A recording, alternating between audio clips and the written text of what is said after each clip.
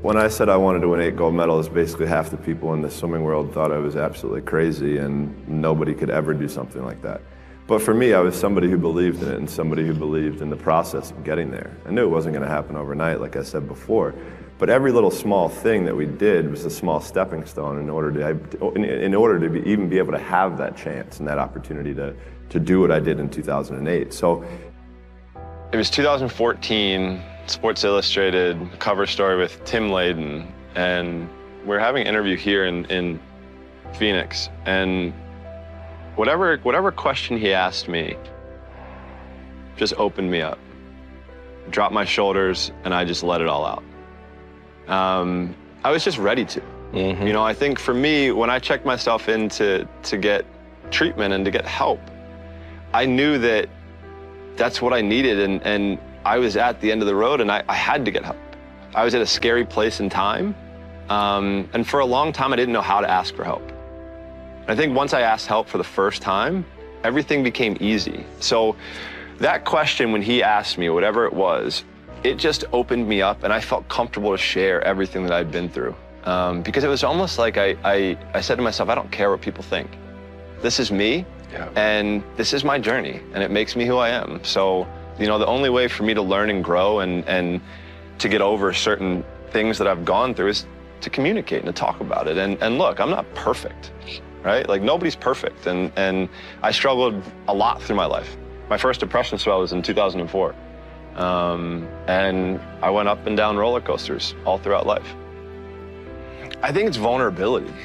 I think vulnerability is a scary word for a lot of people. It's a scary word for me. You know, I remember when I checked into a treatment center, I was shaking when I went in there. Because I didn't know what I'm getting myself into, but I wanted help.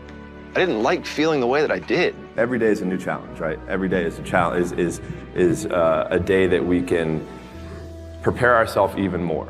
So for us, we would call it putting money into the bank. So at the end of the year, when we had a major international competition, we could withdraw that money that we had saved throughout the year. And look, I'll be the first one to tell you, there were a lot of days where I did not want to get out of bed. And I guarantee you, if I ask the question here, if everybody is excited to get out of bed every single day, if I saw a hand, I'm going to blatantly call you a liar.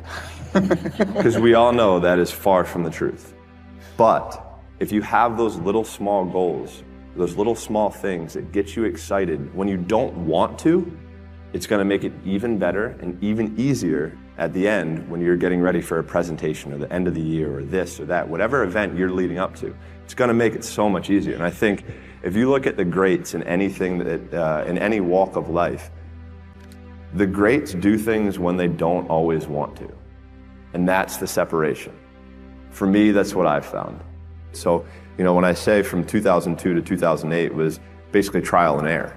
So for me, in 2002, that's really when I started amping up my event schedule, where I was swimming 4 to 5 individual events and having a couple relays at Pan Pacs, World Championships, major international competitions throughout that time frame. Because at that time, at the Olympic Games, that's a tough, that's where I think the real truth comes out, because I think there are a lot of people who are very talented who can make it there. There are very few people who can deal with the pressure and the stress that happens when we're there. So that's why I say we had to make sure that we were physically, emotionally, and mentally ready, because I had to be ready to be able to kind of manage my emotions through that week. Yeah, winning a gold medal is absolutely incredible. There's nothing better than standing on the podium listening to your national anthem play after you had just won a gold medal.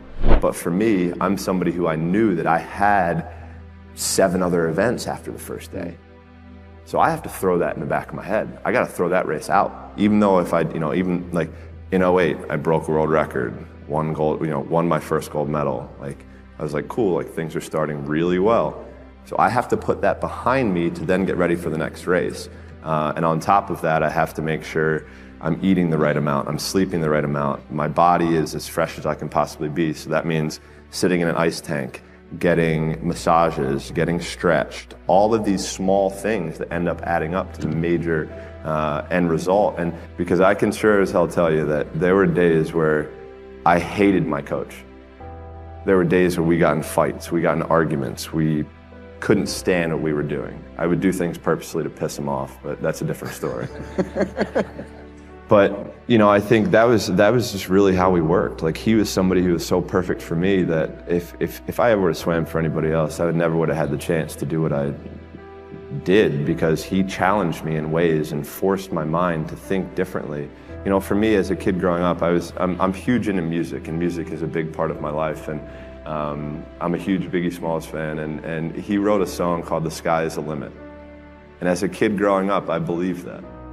I believed that whatever I put my mind to, and if I was willing to make sacrifices and I was dedicated, that I could achieve absolutely anything. I still do.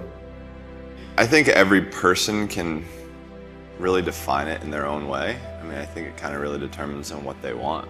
You know, at the start of it, for me, when I started this whole journey, it was with a goal of breaking a world record, winning an Olympic gold medal, becoming a professional athlete. Those were the goals that I had as a little kid.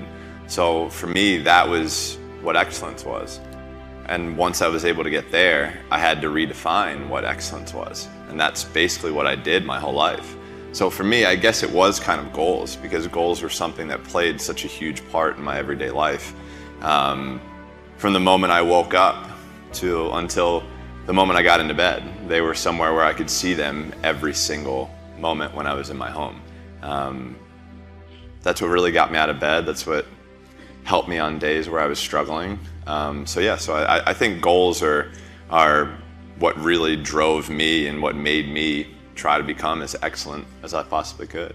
So I came back from the 2000 Olympic Games as a 15-year-old, and after the Olympics is usually when people take time off, where they take a break, they relax for 3 to 6 months, and then they get back into it. For me, I was into it the next day after the final of the 200 fly. I was 5th place, I was 3/10 out of a medal, I was upset. So I used that as motivation leading into the next year, and the very first day that we had a practice, my coach put WR on the top right-hand corner of the paper. WR meant world record. I was a 15-year-old kid. I was like, oh yeah, I know what this is, but why is this, what's this doing here? Like, why are you putting this in the upper right-hand corner? He's like, we're gonna break a world record in 6 months. Sure enough, 6 months later, I break my first world record. So I'm like, okay, like this is starting to get really cool, like starting to get fun. And by this point, every world record I broke, I got to buy something. That was my deal. I was a professional athlete at 15. I had signed my first professional deal, so when I signed with an agent at 15, I told him that I wanted to change the sport of swimming. So I wanted to do something that the sport had never seen, but people had never seen. The globe had never seen.